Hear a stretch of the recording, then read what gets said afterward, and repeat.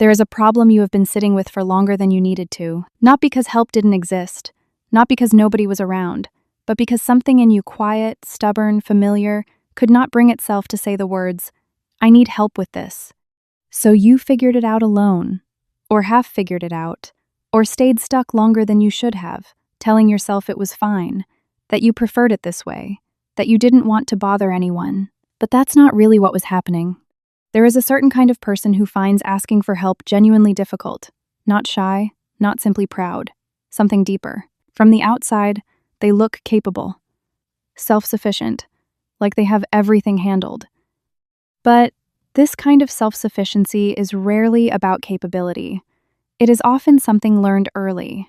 Research on vulnerability and shame shows that difficulty asking for help is not a strength trait. Somewhere along the way, you received a message, not always spoken, that needing something was a problem, that depending on others was risky, that asking made you a burden. Maybe you grew up where everyone was stretched thin, so you learned to stay manageable. Maybe you asked once and didn't get what you needed, so you stopped asking. Maybe you watched people who never asked for anything and took that as a rule, and you absorbed it not as a lesson, but as truth. So now, even when things are hard, when you are overwhelmed, your instinct is still to handle it alone. You research for hours instead of asking. You carry things quietly. You push through and say you're fine. And yet, you would show up instantly for someone else. If a friend needed you, you'd be there. You just won't make that call yourself. Because somewhere inside, the rules are different for you. Even when someone offers help, there's discomfort. The urge to say, "I've got it," because accepting help means being seen as someone who doesn't have it all together. And that version of you feels too close to something you've worked hard to hide. This shows up in relationships too. The people who love you can feel shut out, not because you don't care, but because you won't let them show up for you. You're always the one holding things together. Always the one who is fine. Except you're not always fine. You're just very good at looking like you are. Here's something worth sitting with. Asking for help is not weakness. You know that. But knowing and feeling are different.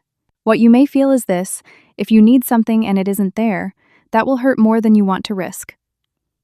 So it feels safer not to need anything at all. That's not pride, that's protection. And it probably made sense once. But you are not in that time anymore.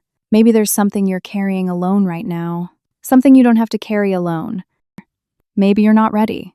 Maybe you will never need to be. Some people carry things alone and are genuinely, completely fine with that, and that is a valid way to live. But if there's ever a moment where you're about to say, "I'm fine," when you're not, and something in you hesitates, that hesitation matters. Not because needing something makes you a burden, but because it makes you human. And the people worth keeping close, they don't stay because you never need anything. They stay because you let them matter. That will always be your choice. No right answer.